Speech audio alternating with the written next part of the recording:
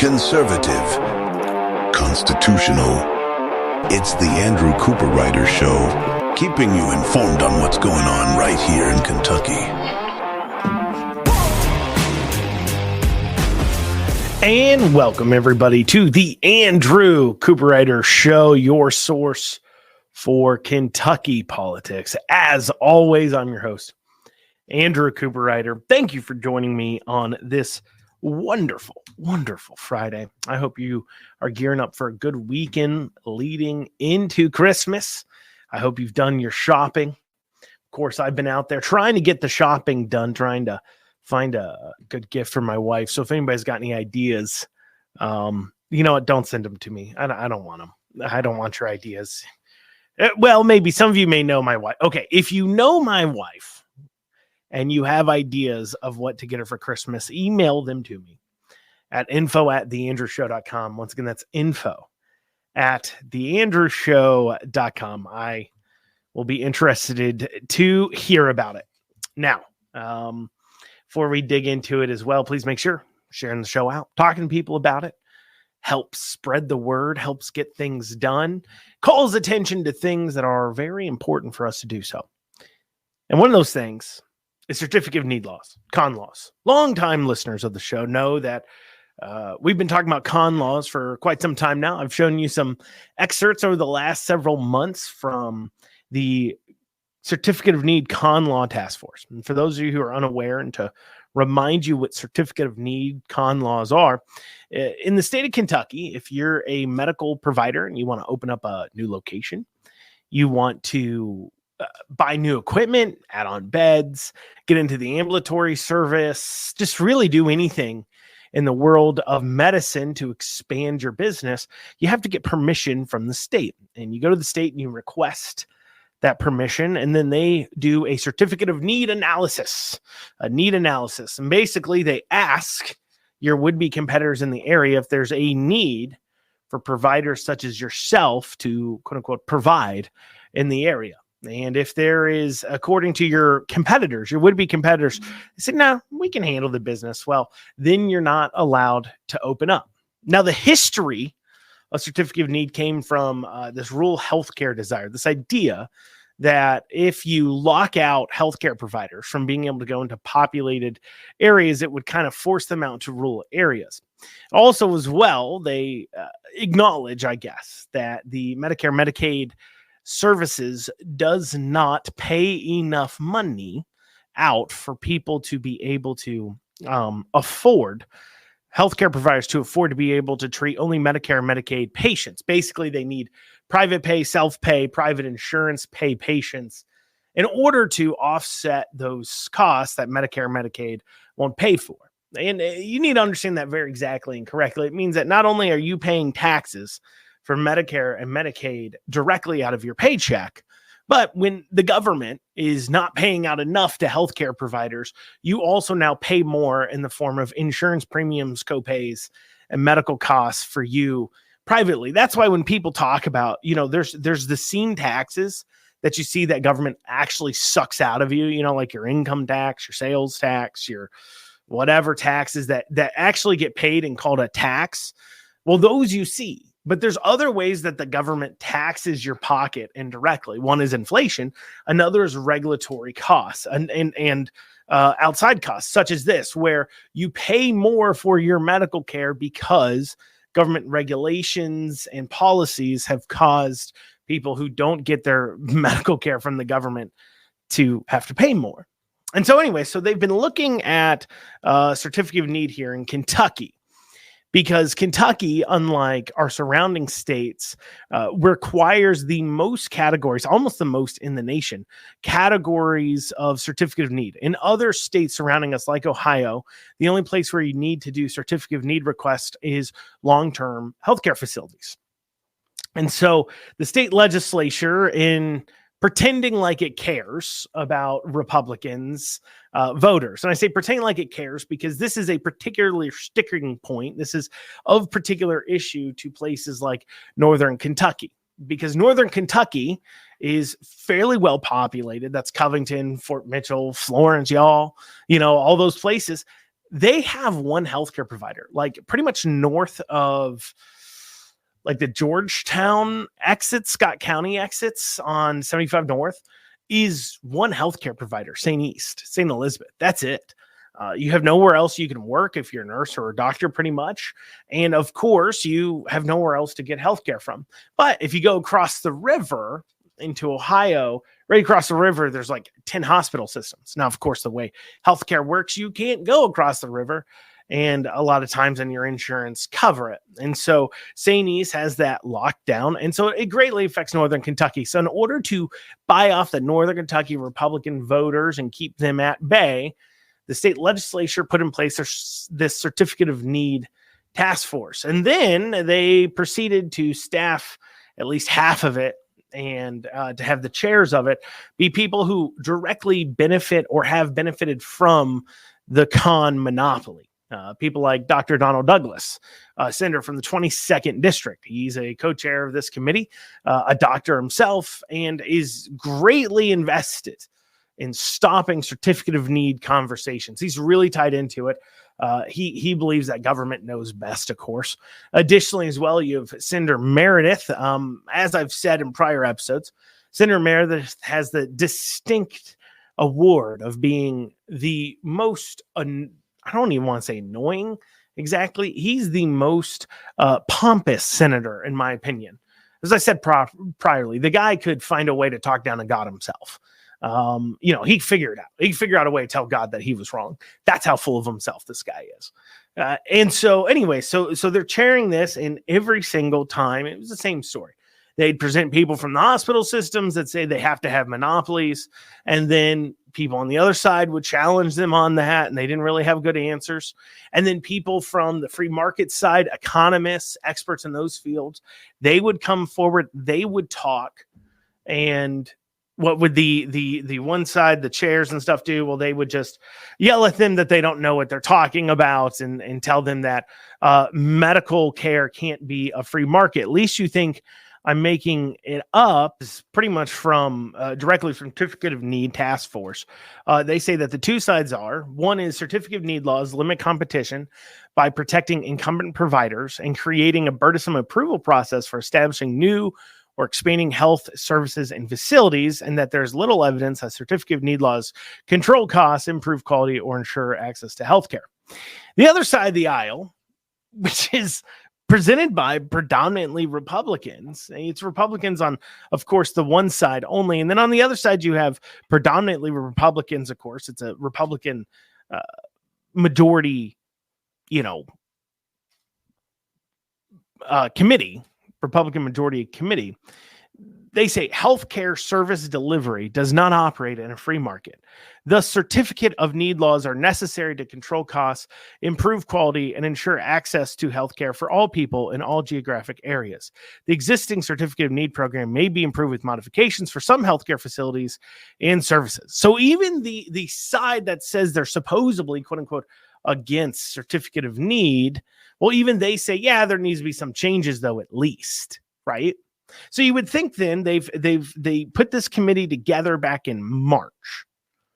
And so you would think perhaps over the last several months and tens of thousands of your dollars they've spent, because every month they've had a hearing. It's lasted hours. They've had staff there that are being paid by your tax dollars, travel pay for legislators and travel work days, KSP people that are there. In fact, if you remember when I tried to impeach Beshear, the legislature sent me a cost bill for 3 or 4 days of hearing, and supposedly that cost $44,000. So they had about 10 days of hearing. So it's not extreme at all to say that the state legislature spent about $500,000 investigating, quote unquote, Certificate of Need laws in Kentucky. And after all that money spent, what was their findings? Well, it's one sentence wrong, and this is what it says. The task force recommends that further study may provide additional information to guide statutory and regulatory changes in Kentucky's Certificate of Need program. Now I'm going to break that down for you even more, but you should be offended. as a taxpayer that that's all they came up with. We'll dig into that after this short break. You're listening to the Andrew Cooperrider Show, your source for Kentucky politics. And you are back with the Andrew Cooperrider Show, your source for Kentucky politics. Before the break, we were talking about the Certificate of Need Task Force. They came back with a finding after spending estimate probably around $500,000 of your money studying Certificate of Need here in Kentucky con laws. They came back and they said the task force recommends that further study may provide additional information to guide statutory and regulatory changes in Kentucky's Certificate of Need program.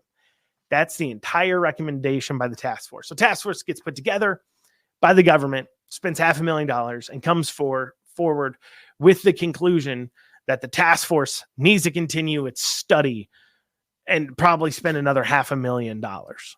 And so by doing this, remember, they already said their conclusion is that early on, even those who are against, generally speaking, Certificate of Need laws, even admit that maybe some of these categories we could cut Certificate of Need qualifications from. Maybe we could lower down the amount of places and types of medical groups that need to ask permission from the state in order to do business. But they can't even recommend one. $500,000. They can't even recommend one place to remove a Certificate of Need requirement. No, they just need to study it more. And they can claim that, we're not doing nothing. We're going to study it more, but that is doing nothing. If you can't figure out in $500,000 of taxpayer money spent what to do about a monopoly that's being enforced by the state, and you can't even figure out, and even going into it, you're probably going to have to cut down a few places that the monopoly is, and then you can't come back with anything. You're clearly trying to look like you're doing something while doing nothing at all, because you're not serving Kentuckians. You're serving one of the largest lobbying groups in the state, the hospital systems. The hospital systems spend more than almost any of the medical industry spends almost more. No, not almost, does spend more than any other industry in Kentucky lobbying our state legislature. Every year they spend millions of dollars, and it's to buy decisions like this, to make you continue to foot the bill so they can make a profit. And when a group comes together to create a little bit more competition in the marketplace, what happens? Well, it gets co-opted by those that serve the will of the hospitals and not the people. And then told that, we just got to study more. We've only been studying this issue for 10 months, and we've only spent $500,000 on it. We just need to spend more, giving more time to the hospitals to hang on to their monopolies in all aspects because, that's what's best for them, quote unquote. So I guess we can look forward to more of our money being spent without a resolution out of the Certificate of Need Task Force. Marion Proctor, Representative Proctor, says she will still be looking at filing some bills to get rid of some Certificate of Need requirements. We'll see what happens on that. I want to hold my breath because a lot of people say, there's a whole task force going on. We got to wait for their findings before we can do anything. Their findings was they don't have any findings. Well, we got to wait until those findings come back again then. That's the excuse. That's the way it works. So when you call up your legislator and you say, vote for this bill or sponsor this bill to get rid of Certificate of Need in this category, they'll claim, the task force didn't come back on it. And until we hear from them, they're the experts in this. That's who I trust. That's what they're going to tell you. It's giving legislators an excuse to continue pushing forward non-free market, non-conservative ideas in order to hold off would-be voters and constituents that should be rightfully mad at them for doing nothing, and give them a little piece of steak to hold them off, little something there. Something else that will probably actually come up, though, during this session is there will most likely be a school choice amendment on the ballot going into 2024. I think it will go forward. It's narrow to see if it will pass the legislature, but if it does pass the legislature, we will be seeing that on our ballot. Understand, it is in and of itself, you're not voting for. If this comes forward, if it's anything like the prior bill that had the constitutional amendment in it, and the reason why we need a constitutional amendment is because our state Supreme Court has ruled that our state constitution requires us to have public schools and public schools only, and that your private dollars can't go to any school you want to fund your kid. I think it's a little bit erroneous interpretation, but regardless. So you need this amendment in order to get anything passed at all that looks even slightly like school choice. I mean, they had a bill that created educational nonprofits. So there's this bill that the legislature created where a individual could donate money to a nonprofit, and then you would get a dollar for dollar tax rebate, pretty much, or 90% tax rebate. So basically, if you're going to pay $5,000 in taxes to the state and income tax, you could just give $5,000 to this nonprofit, and then you don't have to pay any taxes to the state. And then that nonprofit could take a 10% administrative fee, but the 90% would go to handing out scholarships to means-tested children in order to go to the private school of their choosing. So basically, it allowed people with means to get a tax rebate to fund kids without means going to high-quality private education. Sounds great. Awesome bills, good outcome. You know, some people like Representative Kim King tried to claim that, oh, you're just subsidizing rich people's private education system. And that was a reason she voted against it. Doesn't make sense because the law literally said that if you're giving money into one of these these school scholarship programs, your own child, you cannot benefit from one. So literally, legally, you couldn't benefit. Person paying for their own kids, college tuition couldn't benefit from this. And another reason why somebody like Kim King, not somebody like, but Kim King claimed she voted no on it was because it didn't provide transportation to school. What a weird claim. You didn't have to do this. So if you opt into trying to get one of these scholarships, and then your means tested, meaning you don't have a lot of income in the household, so you qualify for one. So now you can go to a private school education that you couldn't afford before. That's your choice to do that. And then the parent would transport you to school. Because the parent would transport him to school, Kim King said she didn't like the bit. She's just in league with the schools, clearly hates school choice, but that's besides the point. Anyway, so a bill like that even was ruled unconstitutional because it, quote unquote, takes money out of private or out of public schools, basically because they were providing scholarships for kids that otherwise would go to public schools to go to private schools and creating a government incentive for it. Now that was ruled unconstitutional by the state Supreme Court. That's how erroneous and out of control they've gotten in their outright attack against any type of school choice at all. So therefore, a constitutional amendment has got to be passed. Beshear weighed in on this. This is what he had to say. He said that he didn't think that Kentuckians would vote for such an amendment. He doesn't think that a constitutional amendment allowing school choice would pass. He says, no, I don't think it's going to pass, which, I don't know what data he's looking at. There's some sort of data out there because we saw this out of the Cameron campaign as well. There must be some data out there saying school choice isn't popular, which is crazy because like every single piece of data, survey work, whatever that I've ever seen has said school choice is very popular with the vast majority of people. But for some reason you had during the governor's election, Cameron wouldn't just say he was for school choice. And then also you had now Beshear very confident that Kentuckians won't vote for it. Are they seeing something I'm not? I don't know. But it would take some push, but they're pretty well funded. I mean, the school choice advocates here in Kentucky do have their acts together. There would be a coordinated, well-funded push in order to get that amendment passed. I don't see how it has. I don't see how Beshear's so sure it wouldn't pass. But when asked, well, what do you ask Beshear? What do you believe here? We got some common ground. Can we find some common ground on school choice? Do you think private has any kind of thing, place in our educational system? Well, if Beshear here was truly about only public school and truly believed his own rhetoric that public dollars should only go to public schools, he wouldn't have responded this way. He said, I think you could look at certain places if we're providing different technical education in different places. So he said that he sees partnerships with the private sector receiving your public dollars to educate kids, but only in technical education. If we have a public school that isn't performing the way it should be, the answer isn't to take away money from it and send money to a school that has less rules and regulations. That's what Beshear has claimed.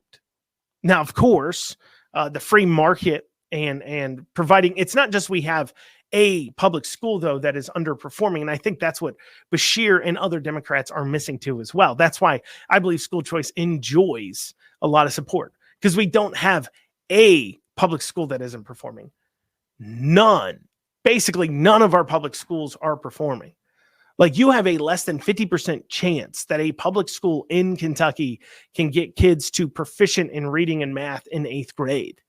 It's less than 50. It's like 44% of Kentucky public school children are testing proficient in math and reading in the 8th grade. So it's not a school. It's the entire system.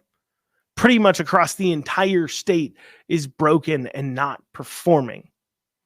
That's the first problem I see there. Second problem, he claims, as he said tons of times, I don't want public dollars going to private schools. But then in this instance, he says, okay, I mean, we have a technical college system. He didn't say no, if it's technical school issues, well, then I don't want public dollars going to that, because we have technical schools that could teach it. BCTC, KCTCS, the Kentucky Community Technical College System has campuses throughout the state that could fill in that gap. That is a public institution, not a private one. So he could have just said no, but he didn't say that. And there's a specific reason why. And this shows the entire hypocrisy in his thought process. We'll talk about that after this short break. You're listening to the Andrew Cooperrider Show, your source for Kentucky politics. And you are back with the Andrew Cooperrider Show, your source for Kentucky politics. For the break, we were talking about a school choice amendment. Beshear recently was quoted as saying he doesn't think a school choice amendment, constitutional amendment, would pass here in Kentucky. And he says his opposition to it, of course, as he's repeatedly said, is that he doesn't want private dollars to go to, or public dollars to go to private schools. But what's weird is when he was asked about maybe there's some places for compromise, he said, well, maybe in technical education, we can give public dollars to private schools. Even though we have KCTCS, Kentucky Community College, Technical College, throughout the state to provide that, a public institution. Now, why would Beshear say that? I wonder if it has anything to do with his entire stated philosophy that public dollars shouldn't go to private schools stops the moment that his boondoggle spending to get giant corporations to come to Kentucky by taking hundreds of millions of our tax dollars and giving it to them, that conflicts with that idea. Because you see, he is currently giving public dollars, or plans to give public dollars, not to just private schools, but to private companies to fund a technical education system in our public schools run by private companies in order to train them to work at said private companies. So the entire ability for people to profit off our public dollars in public schools, quote unquote, ends the moment they're one of Beshear's chosen people. The minute that it's a company that Beshear's given hundreds of millions of dollars to or promised to, well, then they can now come in. If they've cut a deal with Beshear, well, now they're able to get public dollars to a private entity in order to help that private entity's bottom line. But if they're not going to come in and cut a deal with Beshear, well, then he doesn't want them in because Beshear is corrupt. It's just corruption. That's what's informing his standpoint on private, quote unquote, education and allowing school choice. He's just corrupt. If you pay him off, if you cut a deal with him, he will let you at the piggy bank as a private entity. What piggy bank you need into? You need the public education piggy bank? Come on in, grab your fill. Go ahead and grab what you need to train up your future employees. We'll call that a public-private partnership. But the minute that you're like, hey, I don't want to cut a deal with you. I just want kids to have better educational outcomes. He's like, whoa, whoa, whoa, whoa, whoa. If Daddy Andy ain't getting his cut, you're not allowed into the piggy bank. It's funny how that works, isn't it? It's funny how that works. In other news, Ruth Ann Palumbo, Democrat, not seeking re-election. Long time in. I think she's been in for like 20 years. What's funny is with her now not running for office, that leaves only one Democrat left over from when Democrats had control of the Kentucky State House. Now, you may say, well, that must be a long time ago. It really wasn't. It was just 8 years ago. I mean, Democrats had control of the State House for around 100 years. And then about 8 years ago, Republicans got control of the State House for the first time in Kentucky's history. And then since then, we've seen nothing but Democrats leaving. It hasn't been very long, but why are they packing up? Why are they taking their ball home? Well, a lot has to do with the fact that they don't see coming down the pipe any time that they get returned to the majority. And, well, it's just not worth it to them anymore because they're not as special. Nobody cares about them. Their opinions don't matter. Nobody cares what they have to say. People that used to give them deference and show them special treatment no longer do because, well, the bills they sponsor move nowhere. Their votes really don't matter because it's the Republicans who matter. They have such a big majority. So they're packing up and leaving. And this is only going to create more problems for Democrats. Remember that the Democrats looked at the Beshear victory as governor and said, look at these districts he won. We could maybe get more Democrats into the state house. Just recently, as a few months ago, I heard a Politico saying, the Democrats, they'll win, 3 or 4 houses, they think. 3 or 4 House seats, they'll be able to win. They ain't going to win it. The writing's on the wall. Beshear's an oddball. Beshear's an oddball because he harkens back to the older Democrats because of his dad. That's why. That's why he won re-election. He's a name they're used to. But as these Democrats are moving on, these old school Democrats that recognize you can't go after the guns, you got to be somewhat pro-life, the more moderate Democrats, they're being weaned out of the Democrat Party and being replaced with this absolutely fanatical, crazy, far-left liberal. And if you think I'm lying, well, it's just, look, I mean, recently, this mentally ill individual, a man who thinks he's a woman named Emma Curtis, posted online stating that a meme, a conversation, talking about how the old Democrats are retiring, so this young new generation is ready to take over and show them how it's really going to be done. Now, it's widely expected that Curtis is expected to try to make a run for Lexington City Council and become the first transgender person elected to City Council in Lexington, which, I mean, generally you probably shouldn't elect mentally ill people to office, but for the Democrats, that's a feature, not a bug. I guess you do, in a way, got to be a little bit crazy to be a Democrat these days in the first place. But this more liberal takeover of crazy people like Curtis just go to show exactly why Democrats will have a long road to hoe in order to get back into power here in the state. Because you even have, let me tell you a story. There's a Democrat sheriff out in eastern Kentucky, and he changed his registration to Republican after the 2022 election. And when asked why he changed, he said, look, they are so far left. He said, I attended a rally, a local Democrat rally where Charles Booker came down, and Charles Booker started talking. And I was listening to what Charles Booker, and he was running for Senate at the time against Rand Paul, you may remember. I was listening to what he was saying, and this isn't me. This is what the sheriff said. He said, this isn't me.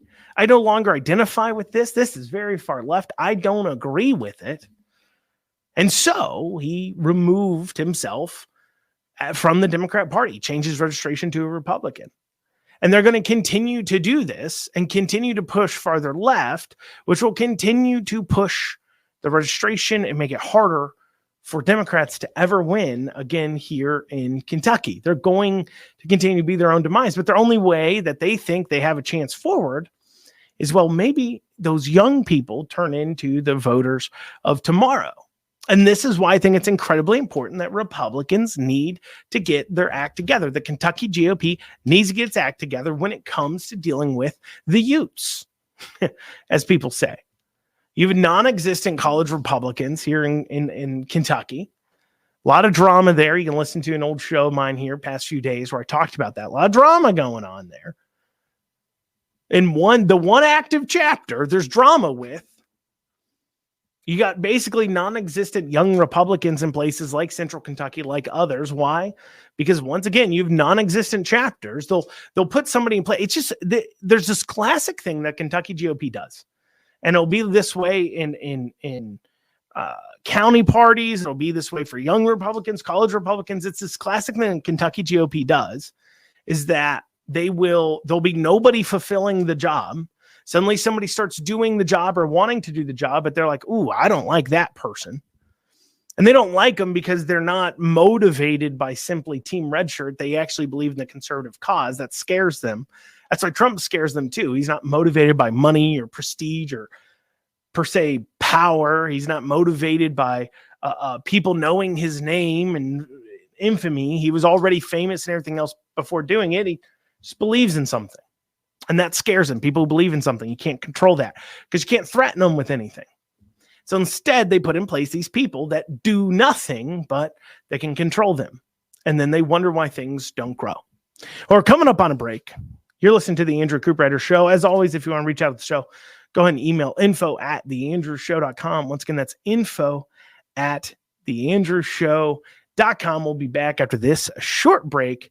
A few minutes. We'll be talking about, I posted some things on Twitter. People have been upset about. Let's dig into it after this short break. You are back with the Andrew Cooperrider Show, your source for Kentucky politics. Now, listeners of the show know this week I covered Beshear's budget address, his Forward Kentucky budget address that he did on KET. And people who follow me on social media will know that typically I will post or tweet some point that I made from within my show that day out in order to kind of share a point I made and get people interested in the show. And so yesterday I tweeted this out. I said, Beshear thinks you're stupid. In his budget, he claims that Kentucky can provide universal pre-K for just $172 million. There are about 56,000 4-year-olds in Kentucky. He wants you to believe that the government can do pre-K at a cost of $3,000 a kid. I'm going to play again for you exactly what he said. I think we really need to zero in on what he said exactly in his address in order to comprehend why the Democrats losing their minds over this are so incredibly wrong. Here you go. My budget will provide $172 million each year to fund universal preschool for all 4-year-old children so that every child is kindergarten ready. The Department of Education estimates that under this plan, about 34,000 additional Kentucky 4-year-olds would be provided with a preschool education. Okay, so once again, what he said there, right? He said, all Kentucky 4-year-olds. There's about 56,000 Kentucky 4-year-olds. That's the first thing. He said all. That's really important. Okay. Then he says, under this program, right? Let's play it again here. Kindergarten ready. The Department of Education estimates that under this plan, about 34,000 additional Kentucky 4-year-olds would be provided with a preschool education. 34,000 additional Kentucky 4-year-olds would be provided with a preschool education. Okay, so what he's saying, first, every Kentucky child in the state will get an opportunity at pre-K. But because there are some kids who are currently in a Head Start federally funded pre-K program based upon their means and everything else. But there's also a fair number of Kentucky children that are in pre-K programs that their parents pay for privately as well. So he's saying that there's 31,000, 32,000-ish kids that aren't currently getting a program that will. But that doesn't mean he only has to pay for 31,000 kids. He said all Kentucky children. So that means that he also will be paying for those kids who are currently in a pre-K program that their parents are paying for. That's important to know. But let's say you're like, well, Andrew, though, he's going to take out the Head Start people that are already getting federally funded. So he's just that 32,000. That's just who needs it. Okay. Well, now that cost ends up being $5,000 a kid. That ends up what he's being paid. So he goes from paying $3,000 a kid, as I posted originally, and based on his words, he's saying $3,000 a kid on average would be the cost. That's still true. But you're saying, look, they're already paying for 25,000-ish of them to get educated. That I don't think that's accurate, because his own words were that would provide it to additional kids who aren't currently in a program. So that 25,000-ish kids that he's not including in his 31,000 number, some of them are maybe in Head Start, but some of them also are getting private pre-K education that's being paid for by their parents that now would be receiving this stipend or whatever it would be. And what's amazing too is I'd love to know how he's going to, rewinding to my school choice situation, how's he going to do this? How's he going to do this program? Are they going to build pre-K buildings and schools and facilities all over the state? Because that's another cost too as well. Or are they going to provide a voucher to these parents to go to the pre-K program of their choice? I'll give you a hint. It'll most likely be the voucher system. It's so weird to hear Beshear that works against a voucher type system for educators K through 12 and says he hates them, but at the same time has this grand idea of a new program doing a voucher type system for kindergarten or pre-K. Weird, right? I thought those systems are unaccountable and they don't work and we should never fund them. But here Beshear is wanting to fund and create a new program all himself, almost like he's a hypocrite. But besides that, let's say he's not going to do it by choice. Let's say he's going to allow the public school systems locally to handle the problem, and they're going to handle it. Well, something else he said in this address was that this program would basically pay for itself because it would allow thousands of Kentucky parents to get back into the workforce. Not only is that one slightly, dystopian, that a parent would be, the idea of the government is to get the parent back to being a cog in the machine and stop raising your family. We'll let the government handle that. Well, government will handle that. You just get back on to work now. That's what he's saying. But even outside of that, so let's take a pre-K program. So I posted this and some people were like, well, Florida has a pre-K, universal pre-K program that does it for $2,500 a kid. So yeah, $3,000 a kid, they could do it. Well, Florida's $2,500 a kid program provides 3-ish hours, 2 to 3 hours a day of pre-K teaching, 5 days a week. That's how much the program pays for, about 3 hours, 5 days a week with like no summer. The way the program's set up, it provides basically 550-ish, I believe, 550 instruction hours a year. So if you break that down into weeks, that's 10 hours a week, 2.5 hours a day. They give them some time off. That's how they get to those 3 hours a day. Well, when you throw in drive time, I don't know about you, but giving a parent 2.5 hours a day at the most away from their child doesn't get them back into the workforce.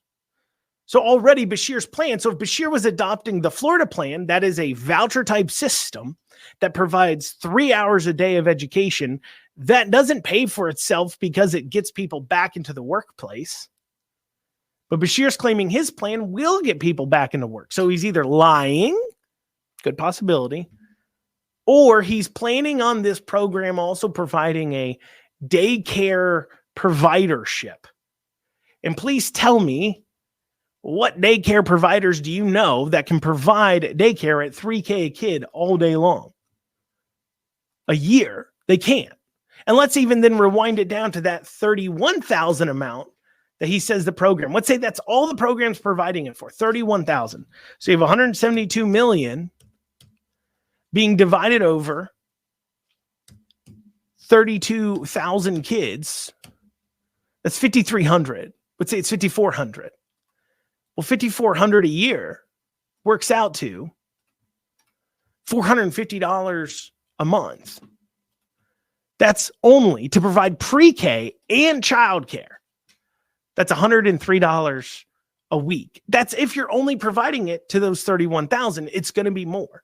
So what Andy Beshear wants you to believe is that he's going to construct a pre-K program that gets parents back into the workplace for 8 hours a day. And it's only going to cost the taxpayer $104, $103, probably less, because once again, that's that 31,000 number. If we actually did it on the actual number, it's probably closer to 40-ish thousand. So I'd put it down around probably like $80, $80 a week. I don't know. And he's going to do that without being in a, also too, he's going to do that by creating a voucher system for education that he himself hates, supposedly hates those kinds of systems because they're unaccountable. Weird, right? Weird. It's almost like he's lying. And that's what these Democrats can't handle. You go read the comments on this tweet, on this Facebook. They can't handle this idea. They're like, no, that's not accurate. It'll be 5,000. Then when you point out, okay, so you believe that he can accomplish this for 5,000? They're like, well, yeah. I mean, look at Florida. They do it for 2,500 for 2 hours, 3 hours a day. And he says this is going to get people back in the workplace. Well, yeah, but that's how much the SEEK formula is. So that makes sense. Well, the SEEK formula is for K through 12 education. And that provides about $4,400 a year. But that also doesn't provide instruction for 3 months a year. And you can't exactly get, quote unquote, people back in the workplace if they're taking 3 months off every year. This is year round. And on top of that, that number is greatly supplemented by local taxes. And that's my entire point. He wants you to believe $172 million is all he needs. He needs much, much more. And he's going to tax us for it. Taxes will come out. And if the public school system is the one to handle this, it will cost significantly more because they'll need new buildings, transportation, all these things. It's a false flag. It's a red herring. It will be much more than 172 million. He's lying, and he needs to explain how it's going to be paid for, but he can't explain more than 172 million without saying he's going to tax you more. And he can't say that. Well, you heard the alarm. That's what we got time for today on the Andrew Cooperrider Show. Thank you all so much for joining me. We'll see you back here on Monday. We'll have some replay stuff. Obviously, it's Christmas, but we'll see you probably Wednesday. Next week will be a fresh new show. Monday, Tuesday will probably be a little bit of replay, but we'll see you then.